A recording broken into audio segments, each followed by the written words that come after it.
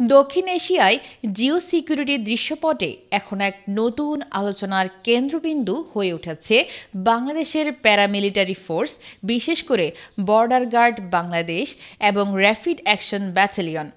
উন্নত প্রশিক্ষণ, আধুনিক অস্ত্র ও নজরদারি প্রযুক্তির সমন্বয়ে বাংলাদেশ এখন গড়ছে এক দুর্ভেদ্য নিরাপত্তা বলয়, যা শুধু সীমান্তে নজরদারিই করছে না, বরং সম্ভাব্য আগ্রাসন প্রতিরোধেও কার্যকর ভূমিকা রাখছে।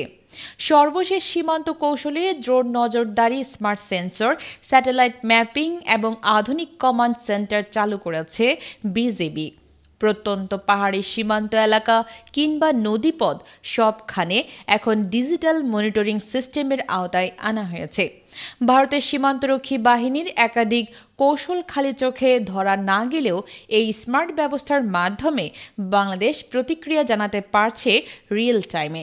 বিজিবির অভ্যন্তরে এখন একাধিক বিশেষায়িত ইউনিট গড়ে তোলা হয়েছে, যাদের প্রশিক্ষণ দেওয়া হচ্ছে আন্তর্জাতিক কমান্ডো স্ট্যান্ডার্ডে। একই সঙ্গে র্যাবের সুইফট অ্যাকশন টিম এবং অ্যান্টি টেরর ইউনিট এখন শুধু অভ্যন্তরীণ নিরাপত্তায় নয়, সীমান্ত অঞ্চলেও সক্রিয়ভাবে কাজ করছে। ভারতীয় নিরাপত্তা মহল ইতিমধ্যেই বিষয়টি নিয়ে উদ্বিগ্ন। কিছু থিঙ্ক ট্যাঙ্ক ও সামরিক ব্লগে বলা হচ্ছে, বাংলাদেশের প্যারামিলিটারি সক্ষমতা অতীতের তুলনায় বহু গুণ বেড়েছে। সীমান্তে তাদের কৌশল এখন প্রতিরক্ষার গণ্ডি ছাড়িয়ে কৌশলগত অবস্থান তৈরি করছে।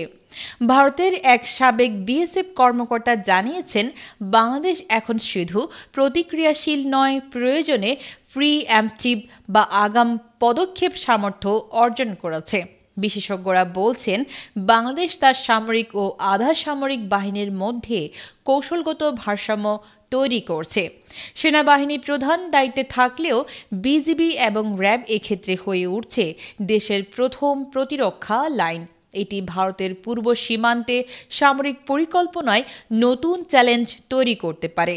জাতিসংঘ শান্তিরক্ষা মিশনেও বাংলাদেশের আধা সামরিক ইউনিটের অংশগ্রহণ, তাদের পেশাদারিত্ব এবং কৌশলগত পরিপক্কতা আন্তর্জাতিক মহলেও আলোচিত হয়েছে।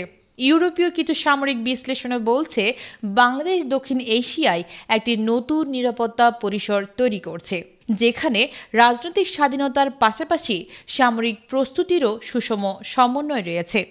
বাংলাদেশ তার সীমান্ত প্রতিরক্ষা আর নিরাপত্তা ব্যবস্থায় যে ধরনের আধুনিকায়ন এবং প্রস্তুতি নিচ্ছে, তা শুধু প্রতিবেশী দেশ ভারতেরই নয়, দক্ষিণ এশিয়ার সামগ্রিক জিওপলিটিক্সের পাওয়ার ব্যালেন্স বদলে দিতে পারে।